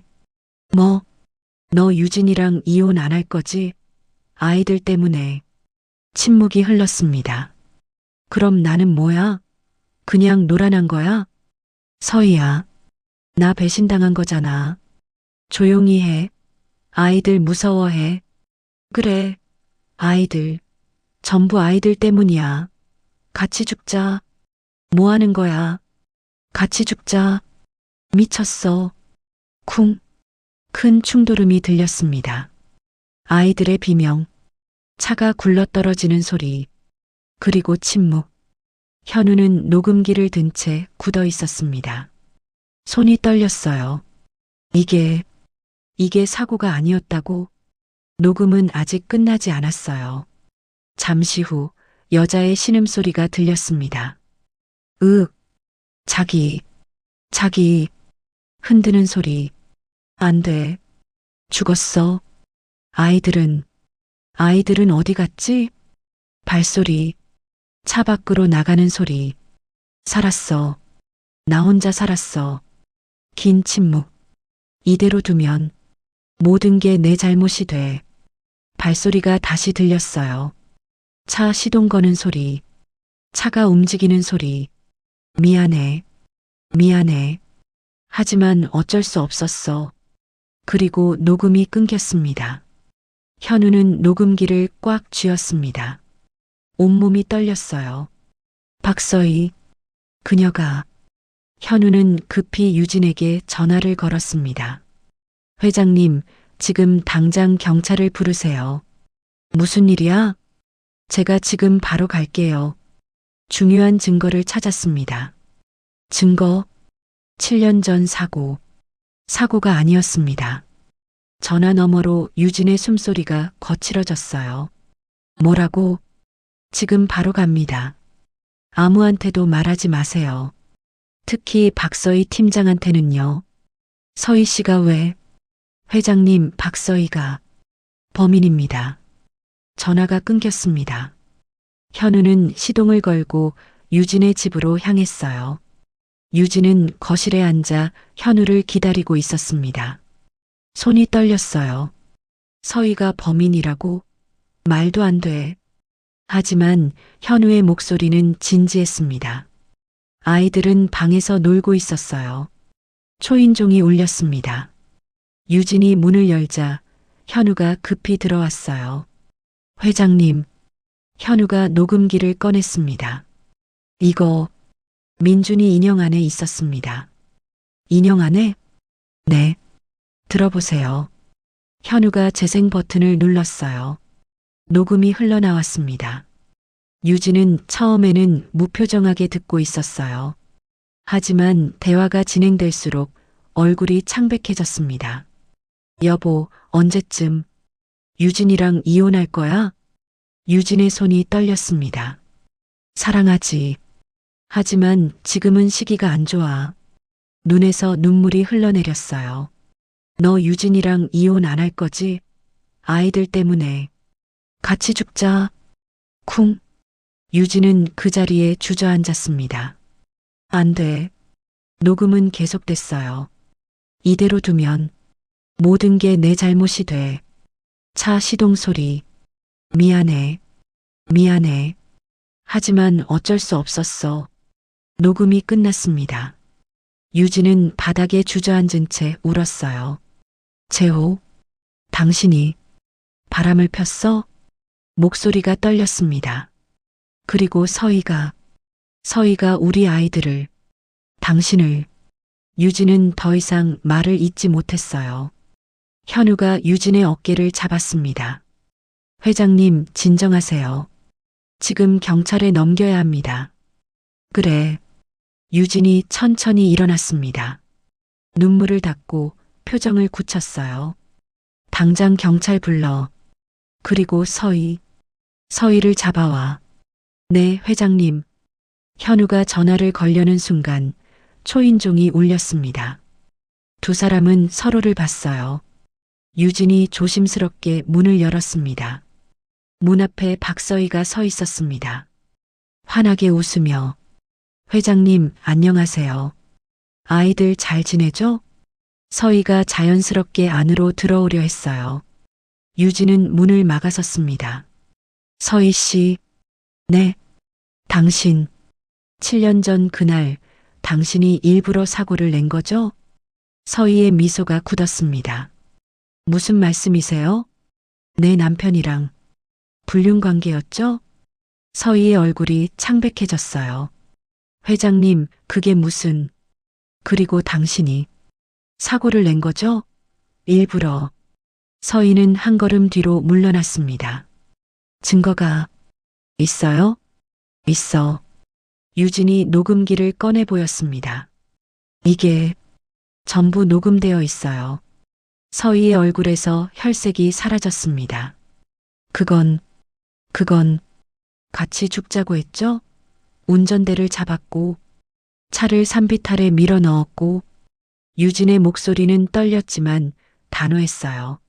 내 남편을 죽였고 내 아이들을. 유진이 앞으로 다가갔습니다. 서희는 계속 뒤로 물러났어요.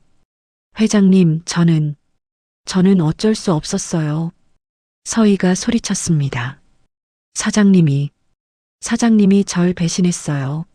3년이나 기다렸는데 그게 변명이 돼. 유진이 소리쳤어요.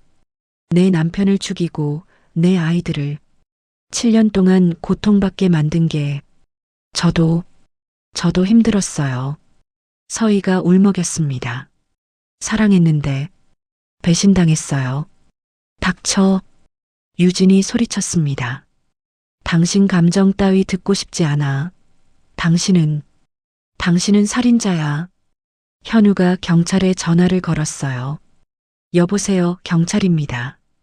살인 자백과 증거가 있습니다. 주소는. 서희는 그 소리를 듣고 뒤돌아 뛰었습니다. 잡아.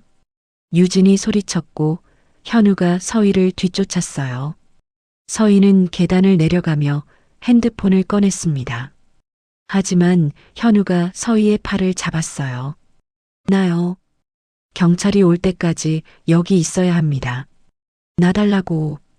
서희가 현우의 손을 뿌리치려 했지만 현우는 놓지 않았어요. 결국 서희는 주저앉아 울기 시작했습니다. 저도 사랑했어요. 그게 살인의 이유가 되나요? 현우가 차갑게 말했습니다. 잠시 후 경찰이 도착했습니다. 박서희 씨 맞습니까? 네. 살인 및 살인미수 혐의로 체포합니다. 묵비권을 행사할 수 있으며 경찰이 서희에게 수갑을 채웠어요. 서희는 유진을 봤습니다. 회장님, 저는 법정에서 봐요. 유진이 차갑게 말했습니다.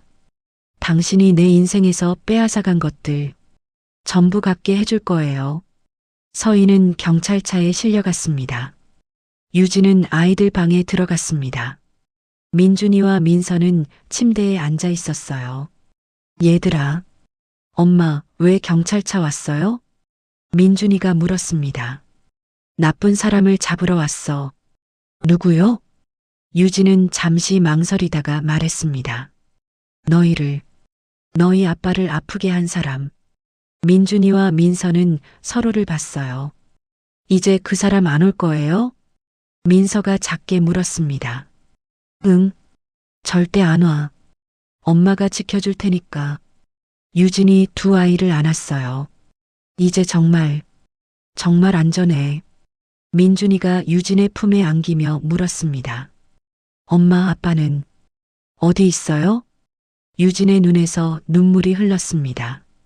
아빠는 하늘나라에 있어. 너희를 지켜주고 있어. 우리 만날 수 있어요? 언젠가는. 유진은 아이들을 더 꽉 안았습니다. 재호, 당신은 잘못했지만 끝까지 아이들을 사랑했죠. 그걸로 됐어요. 이제 편히 쉬어요. 2주 후 검찰청. 유진은 조용히 복도를 걸었습니다. 오늘은 박서희의 첫 공판 날이었어요. 현우가 옆에서 함께 걸었습니다. 회장님, 준비되셨죠? 응. 이번만큼은 절대 놓치지 않을 거야. 유진의 목소리는 단호했어요. 법정 문 앞에 도착했을 때 누군가 유진을 불렀습니다. 회장님, 돌아보니 서연이 서 있었어요. 서연 씨? 유진이 놀라며 다가갔습니다. 여기는 어떻게? 증인으로 출석하라고 연락받았어요. 제가 아이들을 처음 발견했으니까요. 서연이 손에 든 서류를 보였어요. 그렇구나. 유진은 서연을 보며 복잡한 표정을 지었습니다. 사실 지난 2주 동안 유진은 서연을 한 번도 만나지 못했어요. 아이들 적응시키느라, 경찰 조사받느라, 회사 일 처리하느라 정신이 없었거든요. 서연 씨, 그동안 연락도 못해서 미안해. 아니에요. 바쁘신 거 알아요. 서연이 미소를 지었지만 그 미소는 어딘가 쓸쓸해 보였어요. 아이들은 잘 지내요? 응, 많이 좋아졌어.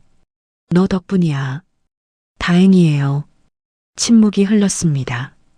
유진은 뭔가 말하고 싶었지만 법정 문이 열렸어요.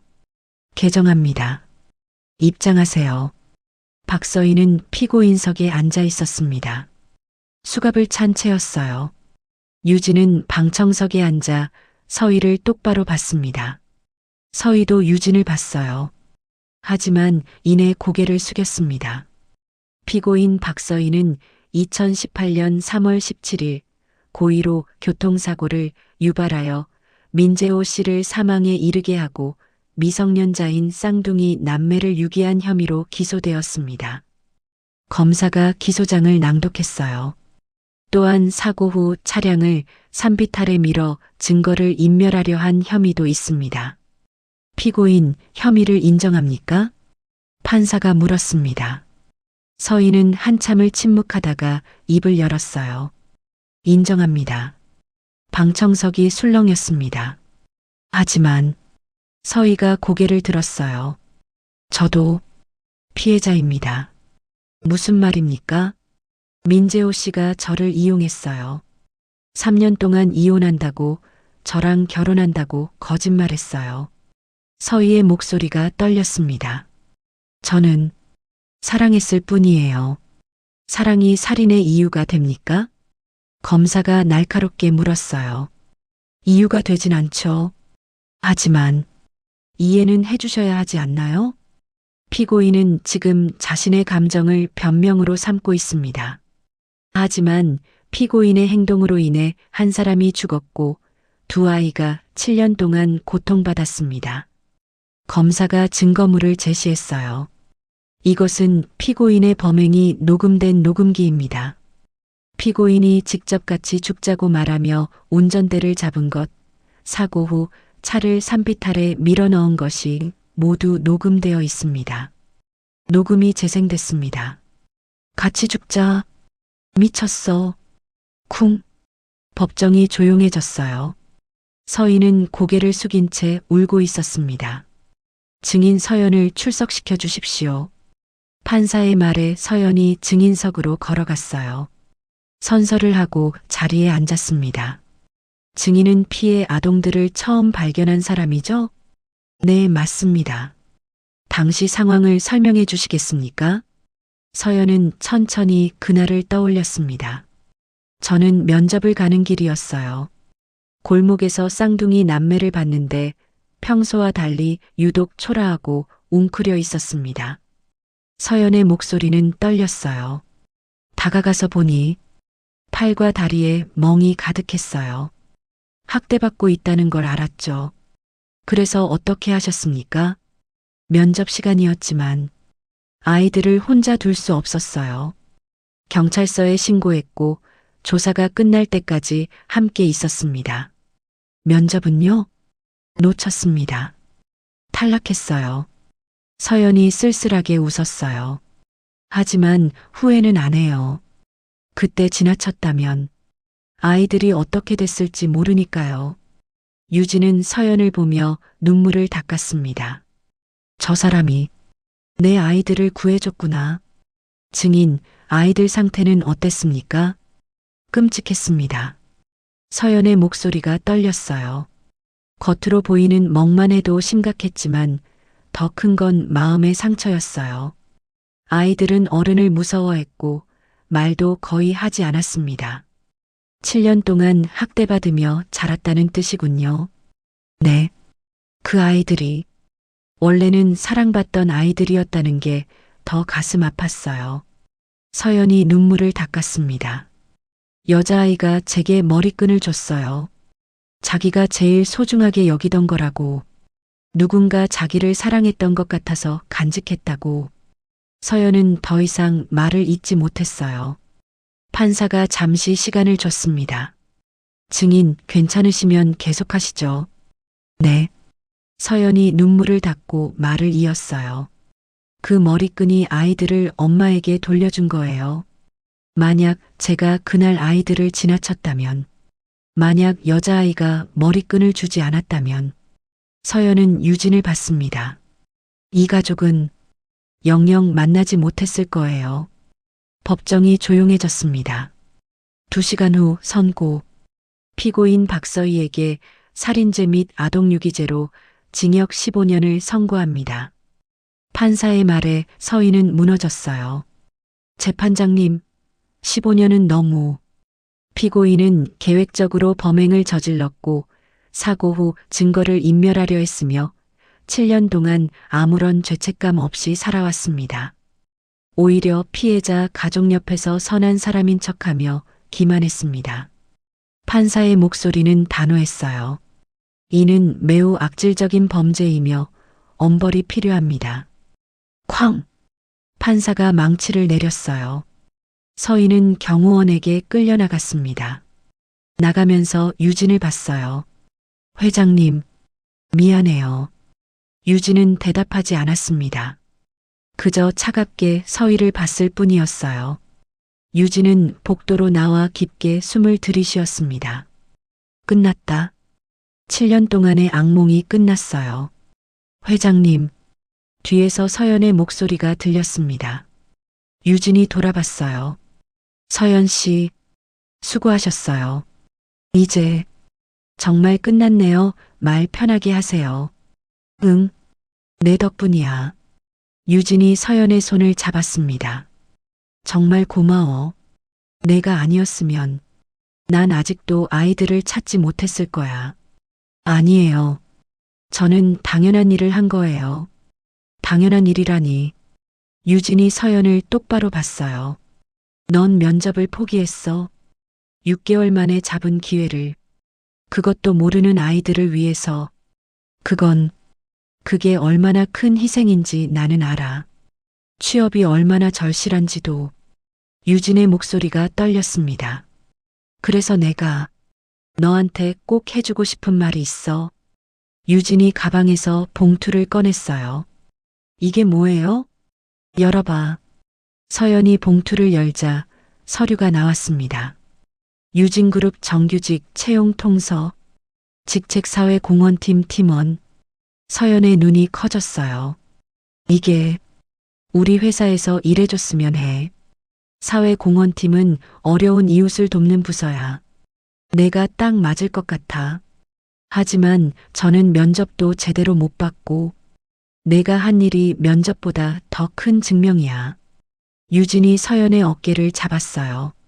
넌 6개월 만에 기회를 포기하면서 아이들을 구했어. 그게 내가 어떤 사람인지 보여주는 거야. 서연의 눈에서 눈물이 흘러내렸습니다. 감사합니다. 정말 감사합니다. 내가 더 고마워. 내 아이들을, 내 가족을 돌려줘서. 두 사람은 포옹했어요. 3일 후 유진의 집. 엄마, 서연 언니 온대요? 민준이가 신이 나서 물었습니다.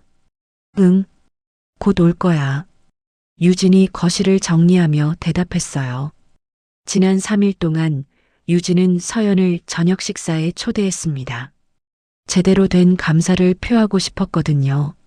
초인종이 울렸어요. 왔다. 민서가 달려가 문을 열었습니다. 언니, 민서야. 서연이 민서를 안아 올렸어요. 보고 싶었어? 저도요. 민준이도 달려왔습니다. 언니, 저는요? 민준이도 보고 싶었지. 서연이 민준이의 머리를 쓰다듬었어요. 유진은 그 모습을 보며 미소를 지었습니다. 아이들이 저렇게 밝게 웃는구나. 어서 와, 서연 씨. 저녁 준비됐어. 감사합니다, 회장님. 회장님은 무슨, 이젠 이모라고 불러. 하지만, 우리 이제 가족이잖아. 유진이 서연의 손을 잡았어요. 내가 내 아이들을 구해줬으니까. 그것만으로도 넌 우리 가족이야. 서연의 눈에서 눈물이 흘렀습니다. 고맙습니다. 5명은 식탁에 둘러앉았습니다. 유진, 서연, 민준, 민서, 그리고 현우. 자, 건배. 유진이 잔을 들었어요. 새로운 시작을 위해, 새로운 시작을 위해. 모두가 잔을 부딪혔습니다. 아이들은 주스로. 식사를 하는 동안 웃음소리가 끊이지 않았어요. 민준이는 학교에서 있었던 일을 신나게 말했고, 민서는 친구를 사귀었다며 자랑했습니다. 엄마, 저 오늘 그림 그렸어요. 민서가 가방에서 종이를 꺼냈어요. 그림에는 4사람이 그려져 있었습니다. 이게 누구야? 엄마, 오빠, 나, 그리고 민서가 서연을 가리켰어요. 서연 언니요. 서연은 그림을 보며 눈물이 났습니다. 정말 예쁘다. 언니, 우리 가족이에요. 민서의 말에 서연은 더 이상 참을 수 없었어요. 고마워, 민서야. 유진도 그림을 보며 미소를 지었습니다. 그래, 우리는 이제 가족이야. 아이들이 잠든 후 유진과 서연은 발코니에 나와 차를 마시고 있었습니다. 서연 씨, 네, 너 정말 아무것도 바라지 않고 아이들을 구한 거야? 서연이 고개를 끄덕였어요. 네, 그냥 지나칠 수 없었어요. 그 아이들 눈빛을 보는 순간 제 발이 안 떨어지더라고요. 넌 정말 대단한 사람이야. 유진이 서연의 손을 잡았습니다. 세상에는 힘든 사람이 많아. 하지만 그걸 보고도 그냥 지나치는 사람이 더 많지. 넌 멈춰섰어. 그게 얼마나 큰 용기인지 알아? 저는 그냥 당연한 일을 했을 뿐이에요. 당연한 일이 아니야. 특별한 일이야. 유진의 눈에서 눈물이 흘렀어요. 7년 동안 난 아이들을 찾으려고 노력했어. 사설탐정도 고용하고 전국을 돌아다니고 하지만 찾지 못했어. 유진 씨, 근데 넌 단 하루 만에 내 아이들을 구했어. 그것도 내 꿈을 포기하면서. 유진이 서연을 꽉 안았습니다. 정말 고마워. 정말 고마워. 서연도 유진을 안았어요. 아니에요. 저도 이 가족을 만나서 행복해요. 두 사람은 한참을 그렇게 있었습니다. 사람 인생이라는 게 그렇습니다.